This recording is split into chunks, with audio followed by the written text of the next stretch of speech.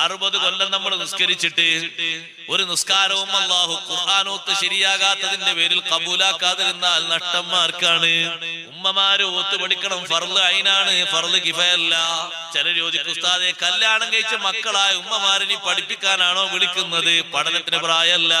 ഇൽമു നിങ്ങൾ പഠിക്കണം. മിനൽ മഹ്ദി ഇലൽ ലഹദി, തൊട്ടിൽ മുതൽ കുടിമാടം വരെ ഇൽമു പഠിക്കണമെന്നാണല്ലോ പഠിപ്പിക്കപ്പെട്ടത്. അതിന് പ്രായമില്ല. അറിയാത്തവർ ഇനിയും പഠിക്കണം.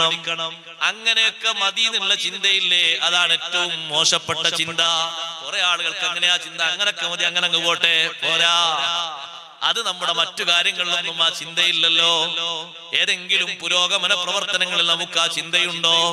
വികസന പ്രവർത്തനങ്ങളിൽ ആ ചിന്തയുണ്ടോ? ഇല്ലല്ലോ. നിത്യേന ചെയ്യുന്ന ഇബാദത്തിൽ ഏറ്റവും സ്വഹീഹാകേണ്ട ഓത്ത്, നിർബന്ധമായി പഠിക്കേണ്ട ഖുർആനോത്ത്. ആ ഖുർആനോത്തിൽ വിഘ്നം വരുന്നത് തിരുത്തണം.